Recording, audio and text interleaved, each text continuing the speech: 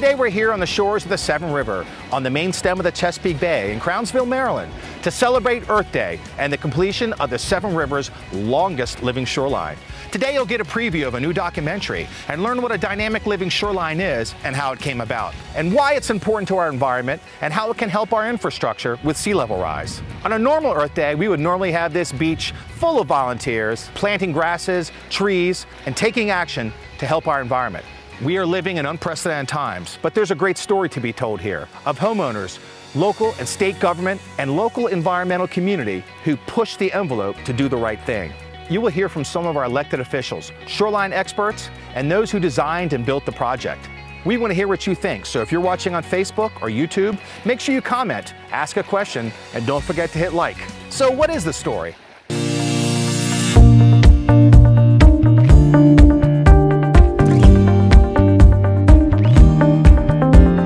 Humans and water are connected in many ways, so it's not surprising that many are drawn to the water's edge for either recreation, sustenance, or just peace.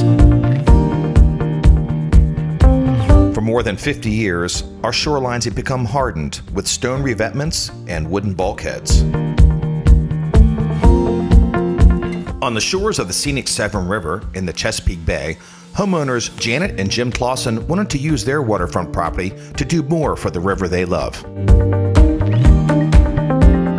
The project was actually begun because we had high cliffs which were eroding quickly and large trees were coming down. So we had to do something.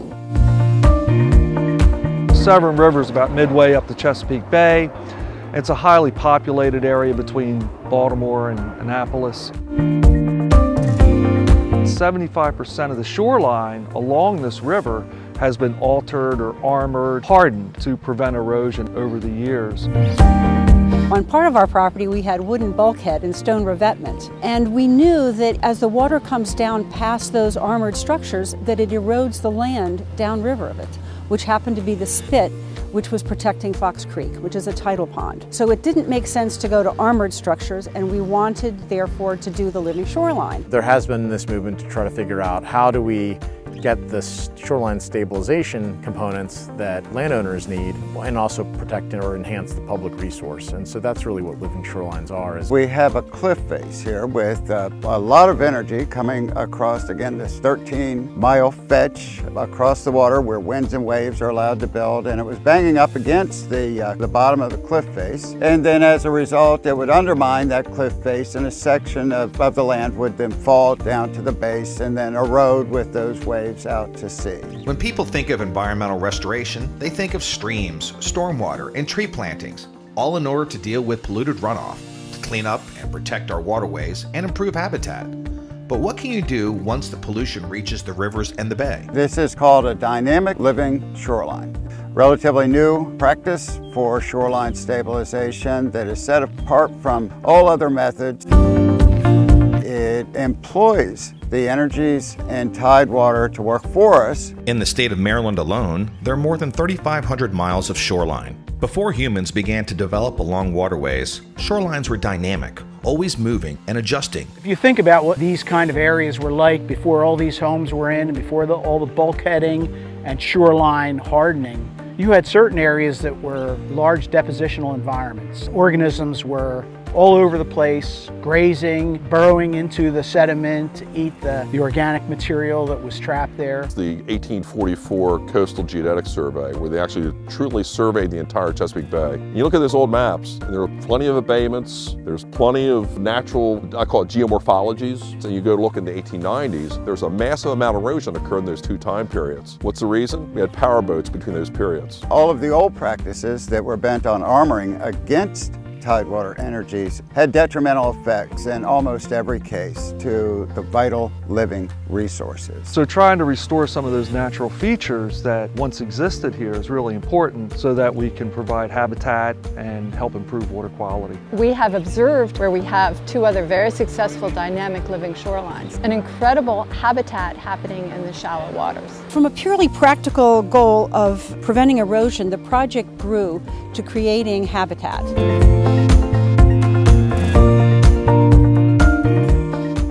We've seen this challenge on shorelines throughout the world. In a few minutes, you'll learn how this project was designed. But first, we have a message. Hello, happy Earth Day. I'm Lieutenant Governor Boyd Rutherford, and I want to thank those who are involved in the Clauson Living Shoreline project, making sure that the health of the Severn River is maintained. I want to thank you for all the work that you do every day to improve our natural environment. Thank you again. So now let's hear about the design and permitting challenges and what it took to get into construction.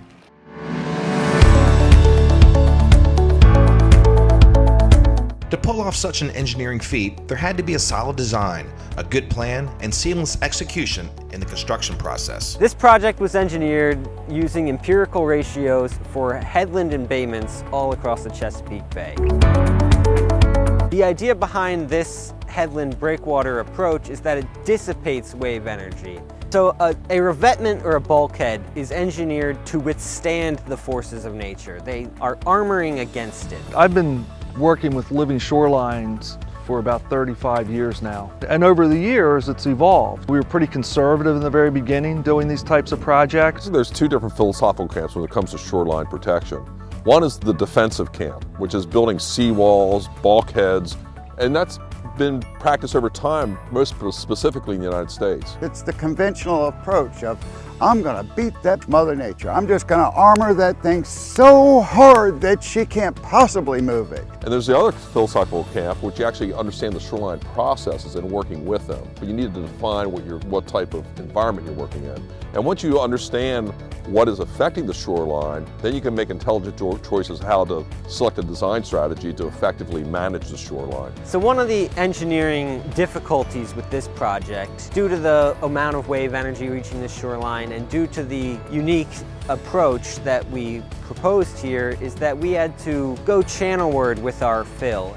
Historically, the unwritten standard for encroachment channelward was 35 feet. Over the years, the Army Corps changed their values to allow for a 50-foot encroachment. This one is up to 110 feet. Certain regulatory boundaries that we had to cross to produce a soundly engineered project. And anytime you're doing something new, something innovative, it's typically run into problems with permitting and regulatory agencies. The Maryland Department of the Environment recognizes that we need to encourage more living shorelines on the river and on the bay itself. Because of the Living Shoreline Act of 2008, they are committed to this. We were very excited to see this one come in.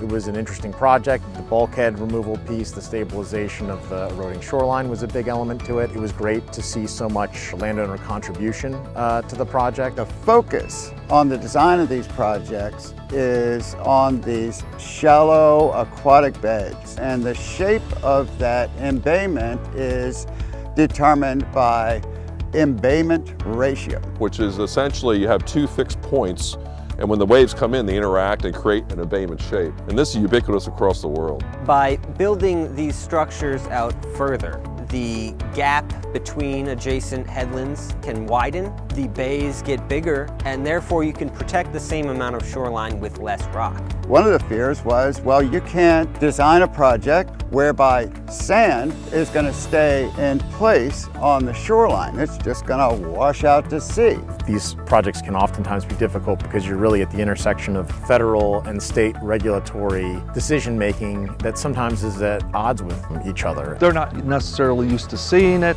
For them, they want to give it a little bit closer review. And so they can oftentimes be very complicated, and getting a good project done can sometimes be harder than getting a bad project done. We started 4.5 years ago now, but it took a long time to get through the process, to really refine the design in order to have something that was going to be acceptable to the state agencies as well as to the coastal engineers, so that there was great confidence that this was going to work.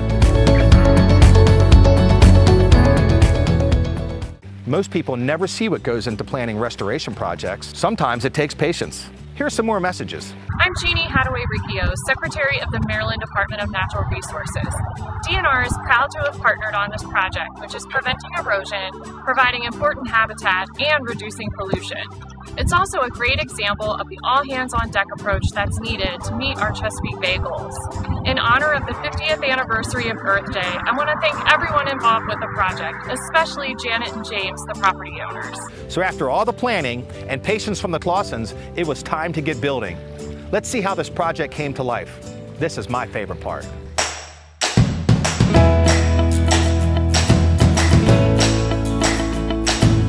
With permitting out of the way, it was time to get building, but there were still challenges. At the very beginning of the project, we had to access off of a 35-foot vertical cliff.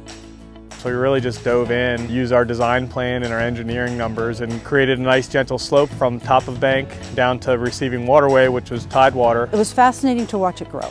You know, we knew what the plan was from the standpoint of building the haul road and then using that and building up the beaches and the different elements as you go. And it was wonderful to watch. Most living shoreline projects are the majority of fill. So for this project, we brought in large amounts of sand, gravel, and cobble at the beginning to build our ramp and our access way, and then shape that material up into the permanent features as we left. The most trucks that we had on any given day was 37 trucks. We brought in roughly 120 to 130 loads of material, and that symphony, that carousel of equipment and personnel and people all moving made that possible. We accessed from land. We did not need to use a barge. So it really minimized the disturbance of SAV beds and underwater habitat. For the whole job, I mean, it was over 900 trucks. We anticipate every truck that we bring onto our site to get stuck. So we always, have one person in the front, one person in the back, safely backing the truck down. And we back it up as far as we can so that it's dumped into its design positioning, knowing that we may have to tug it out a little bit on our way out. As the trucks rolled in, the neighbors took notice. In a community like this, you see a car go by maybe every 90 seconds. For 110 dump trucks carrying 70,000 pounds to roll through every 90 seconds, it's a change in people's lives. They want to know what's going on. So we have to field and answer all those questions in a polite but efficient fashion at the same time. One of the unique aspects of this project is the headland structures are constructed of a mixed aggregate. Typically, if you look across the bay, you see one size stone that does not have anything living on it or breathing on it. We mix boulders bigger than your vehicle, and cobble and gravel and sand. There was even an opportunity to use dredge material from a nearby town. And it's a mixed, layered aggregate so that we can create a 10-to-1 very gentle slope to allow accretion on the headland structures themselves and ultimately provide for habitat and long-term resiliency. And very carefully sculpted so that it would respond to what the river wanted. We basically take the engineering and the physical components of our permit, but then add a level of art to the project, which is required because nature, isn't an engineered box. So you have to find a balance between the permit, the engineering parameters, and ultimately the last step, which is the fine-tuning and the art. Through the unpredictable weather of late December and January, the project grew quickly. Before you knew it, dump trucks could drive all the way to the end of the beach, and the last tombolo was being constructed.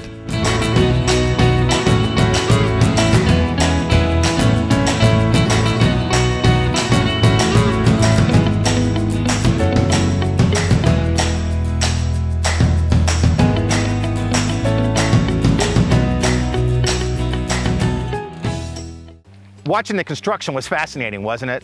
I'm sure it was a lot harder than it looked, but it grew quickly and it started functioning immediately. Now time for another message. Hi everyone, I'm Ben Grumble, Secretary of the Environment for the state of Maryland. Happy Earth Day and congratulations to Janet and Jim Clauson. What a tremendous achievement to have such an impressive living shoreline for the state of Maryland and for the Severn River and for the Anne Arundel County folks, everyone who's been involved in this project. Congratulations to the Severn River Keeper, to the private sector, everyone who pitches in and to help make an important improvement and protection of our living shorelines. We have over 11,000 miles of shoreline in Maryland, and it's important to remember that it's not just bulkheads and seawalls, it's living shorelines, it's the shrubs, it's the bushes, it's the softer path to provide clean water and healthy habitat and to reduce the storm surge and the risks of flooding. So I want to congratulate everyone involved in this important work. I want to remind you that the state of Maryland is absolutely committed to more and more living shorelines.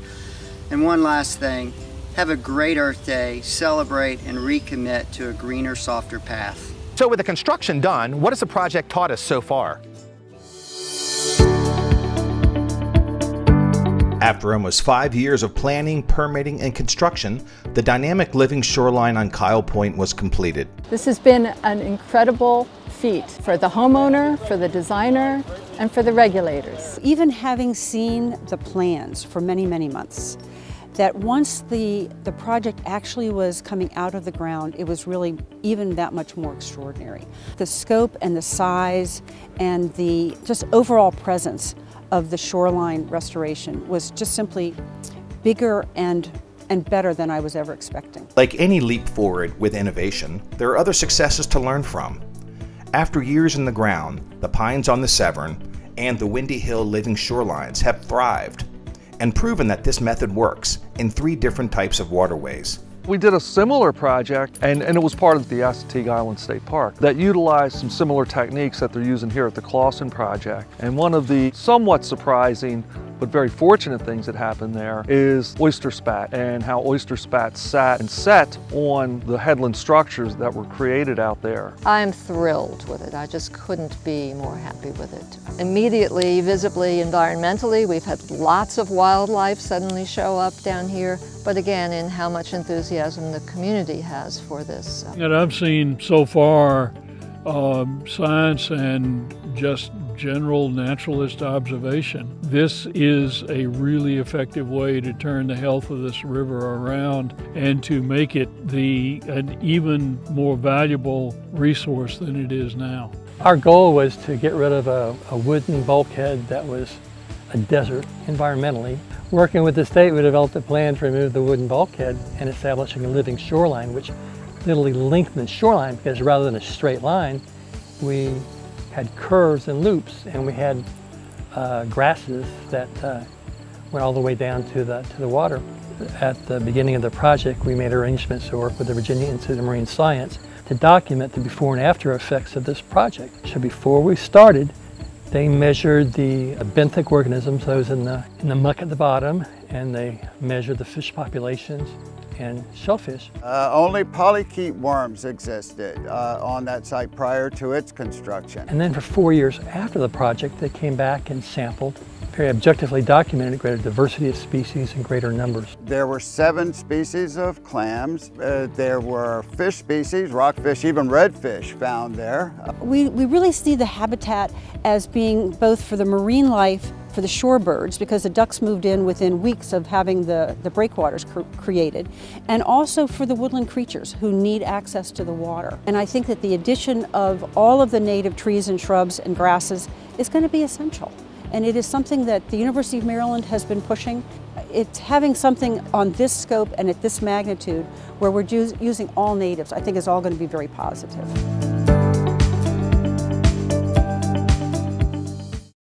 So this project has the benefit of creating a whole lot of habitat. You would never get that out of a stone wall or a bulkhead.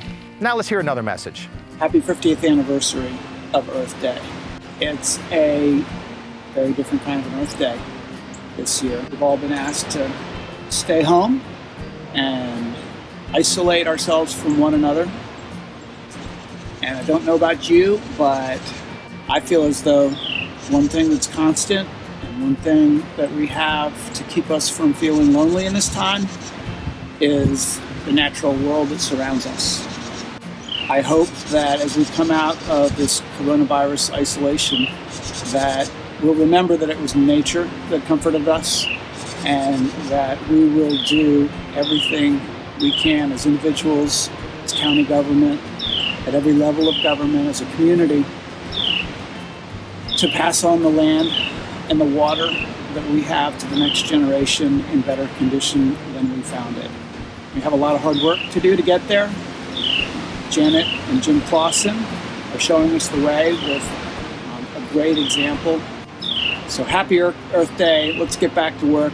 Let's follow the example of the Clausons. Hi, this is County Executive Barry Glassman, coming to you from the beautiful Deer Creek Valley in Harford County. I'm proud to have contributed to the City of Havre de Grace's project to combat coastal flooding. and put $500,000 towards a living shoreline project in their beautiful city. Take a chance to enjoy all that Mother Nature has to offer on this Earth Day.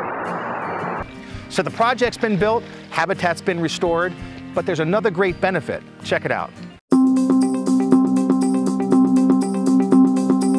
These projects ultimately do more than just help the environment. With sea level rise upon us, with larger and stronger storms, building for resiliency can save property and lives. Some Maryland municipalities are using the same approach to protect their infrastructure.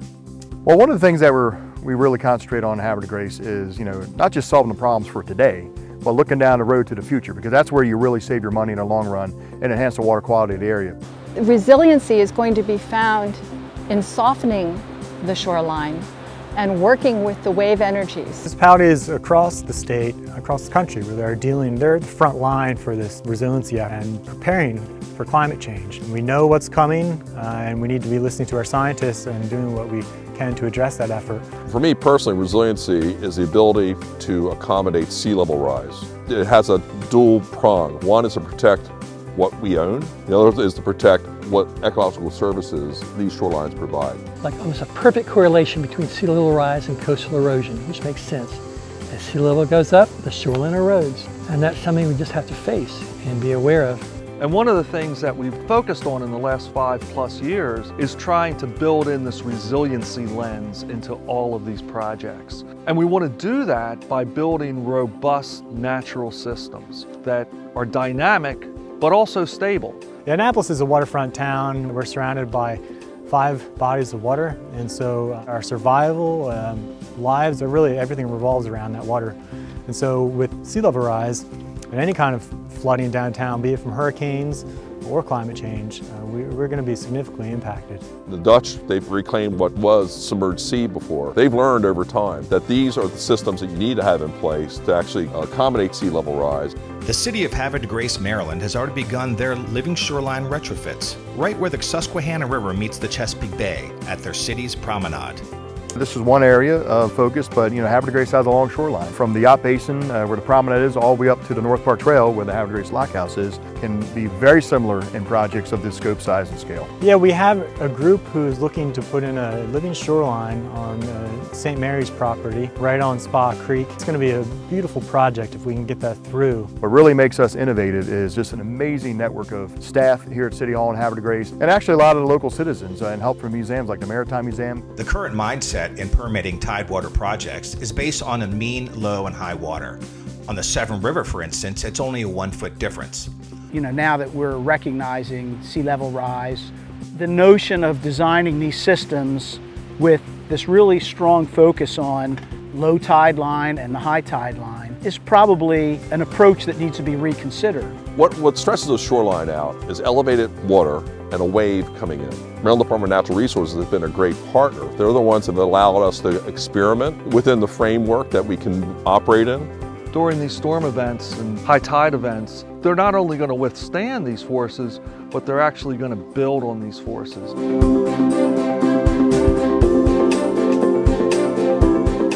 We hear a lot about sea level rise and the term resiliency. As you can see, this project is suited to deal with the future. Time for more messages. Hi, I'm Amanda Poskaitis from the National Wildlife Federation. Happy Earth Day! I'm here at the St. Luke's Project, enjoying the great outdoors. NWF is a nationwide federation with 52 state and territory affiliates and 6 million supporters.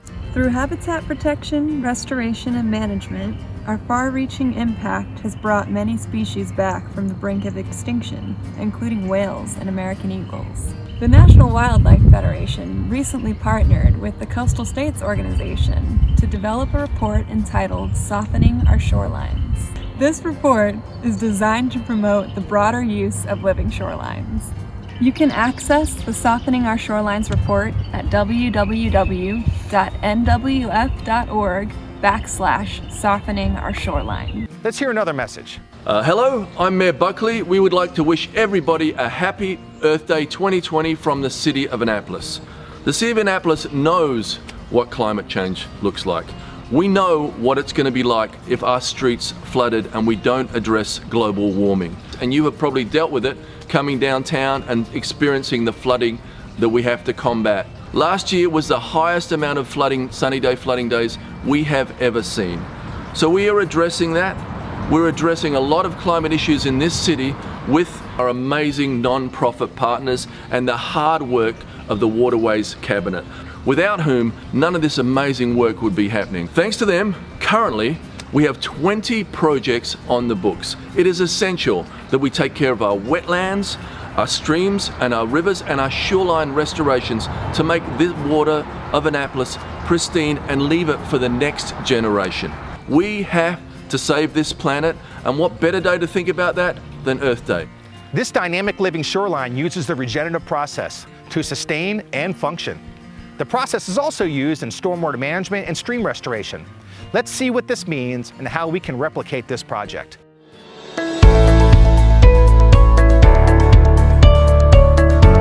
In early April, a series of strong wind events showed how the project fared as the sea level rose and fell 5 feet within 2 days.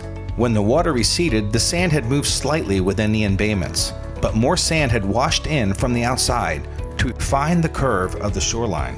It's been stress tested. The water went above the pier. The embayments have been shaped in. It's pure physics. It's called self-design principles. If you set things in the correct position in that time period, and you set a trajectory forward, and you make sure it trends in the right direction, similar to like raising kids. This is the future. The beautiful thing is it changes with time. It will trap more wood, and that's what we would call regenerative or self-sustaining. This is going to react differently to a big nor'easter versus a summer low. I take the long view of things.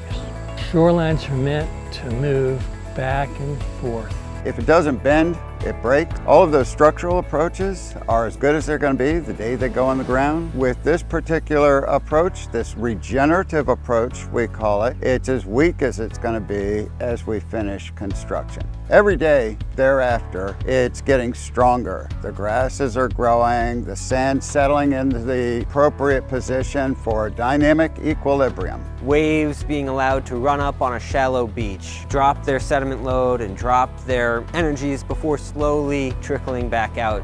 The point of living shorelines is not just that you're creating low marsh or high marsh or some arbitrary combination of the two, but preserving the range of habitats that occur in a healthy intertidal system. What the success of these projects show are that living shorelines need to be designed around the larger storm events with extreme high and low tides if you want them to be resilient over time. We need to encourage and work with the Maryland Department of the Environment to permit many more of projects like this. There are hundreds of miles of shoreline in Anne Arundel County, and there are thousands of miles in the state of Maryland. And we would really like for waterfront communities and individual property owners to think about alternatives to bulkheads and revetments. And by neighbors joining together, you can create these living shorelines without the same amount of material. It's just wonderful. You know, the site looks great. I think the landowners are happy with the outcome. We're certainly happy with the outcome. My understanding is that MDE is excited. So it really is a win-win for us. The project itself is wonderful, as well as the outcome for the county, which is a very cost-effective set of nutrient and sediment reductions on the Severn River. That kind of pollution reduction for runoff from the suburban areas in the Severn watershed will help to remove the Severn's summertime dead zone.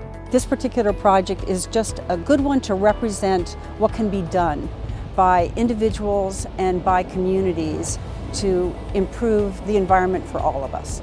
Anne Arundel County is absolutely behind living shorelines and trying to make it as easy as possible for landowners, whether it be private homeowners or community associations, to make living shorelines a reality. In addition to the environmental benefits, this project has influenced policy and has shifted the parameters permitting shore erosion control projects. Again, I'll give credit to the Clausons for really just having the fortitude to stick with this over the years. But I think it's going to pay off in big ways, not only for them, not only for the critters and the water quality, but also for other people who want to undertake similar types of projects. Because somebody has to kind of crack that door and keep it ajar so that other projects can get done as well, and they really did that. The Anne Arundel County environmental community was enthusiastic from the beginning. Underwood, of course, but also the Maryland Department of the Environment and the Maryland Department of Natural Resources, because without their support, this project would never have happened. And the Severn River Keeper was a pivotal part of getting this project accomplished, and we really would like to thank them all.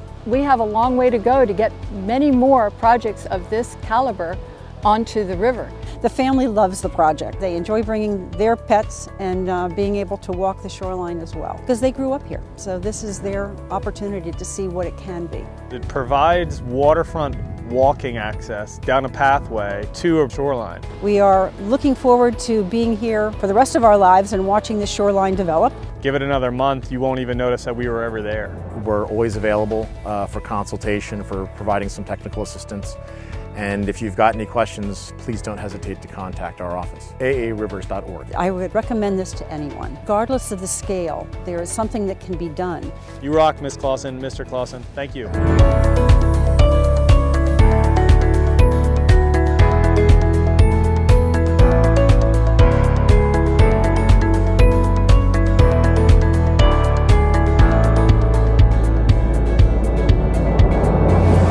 The completion of this project shows that with the leadership of our elected officials, the commitment of our environmental community, and the willingness to innovate and execute by our regulators, engineers, and contractors, big things can happen. Most importantly, it was the patience and the desire of the Clausons to do the right thing for our river.